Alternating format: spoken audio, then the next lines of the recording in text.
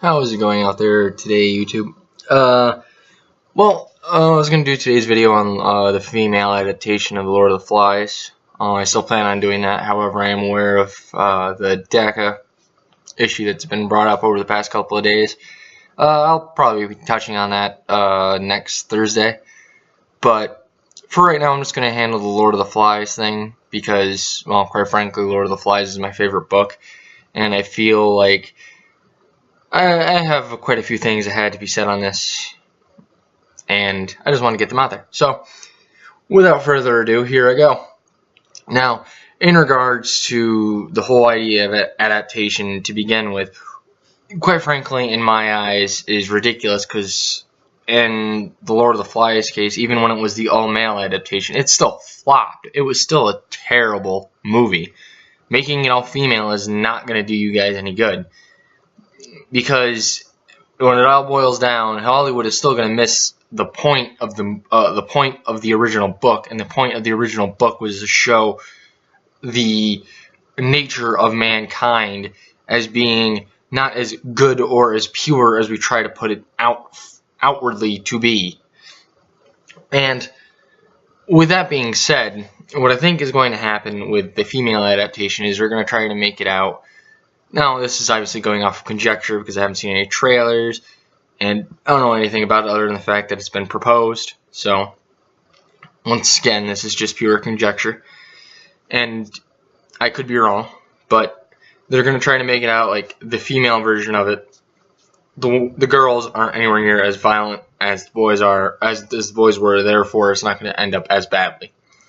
Now, if William Golding were to have seen that, or were to be seeing this, he'd probably, roll over in his grave, so to speak, because it completely ignores the original pretext of the book and boils it down to gender, which was not the original point of the book.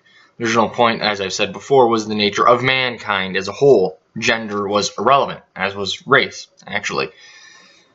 Now, with that being said, I feel like on top of all this, this just goes to show how much not only like the mainstream media, but Hollywood in of itself has become disjointed from the rest of the world and is starting to fall apart on its own anyways, because they haven't come up with a real original idea in quite some time.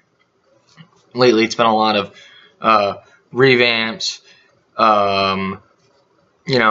reissues, reboots, and in this case they're just rehashing something and just giving it a different skin and calling it something different. And with that being said, if it does turn out to actually be legitimately good, albeit I doubt it, and no, I don't say that because it's all female, I say that because they did it originally as an all male and it still flopped because they missed the main point of the book. But if it does end up being good, and it does end up getting a good review, I might actually take it seriously, and I might actually watch it, much like I did with the all-male version. However, the all-male version didn't have a good review, but I watched it anyway, much to my own, contempt. I probably shouldn't have, because still to this day gives me nightmares. That's a joke, obviously. But that point notwithstanding, I think that this whole trend is probably going to continue for a longer amount of time than most people would expect before it gets to a point where Hollywood realizes that this shit isn't working anymore. I mean, anybody that's paying attention probably is already well aware of the fact that a lot of people are getting kind of tired of the whole reboot thing. But Hollywood is dense and they're stubborn. And they'll continue doing it over and over and over again until they cannot make any more money out of it. But it will just, have to see.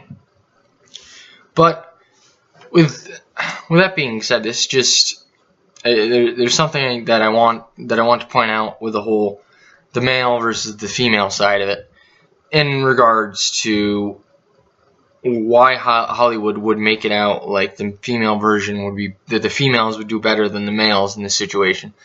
And that boils down to they want to make it out like men are more naturally violent than women, which at the end of the day we are probably, and I will admit, yes, we are more, what's the word I'm looking for? More likely to be violent. For a lack of, I couldn't think of the word I was thinking of. But due to the fact that we are more likely to be violent isn't cause for the point of the book. But I digress. They will still use that as a narrative to promote toxic masculinity, which in my last video I made it a point to be like, explain to me. Please explain to me what exactly is so toxic about masculinity. And with that being said, I wanted to, elaborate on that a little bit, and to point out the fact that I believe in duality in a lot of situations, where if there's light, there must be darkness. If there's good, there must be evil. So on, so forth, etc.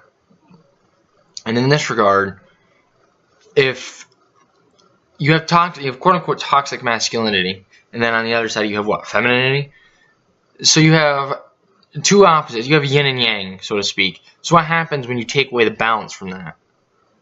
Well, then you're just left with femininity. And who's to say that femininity is the answer either? But I digress. That's just a question for the masses, I suppose. Anyway, I'm done rambling for now. I might actually do the video on DACA. Probably sometime between now and my response video. It really depends. I don't know what I'm going to do a response video on yet, but we shall see.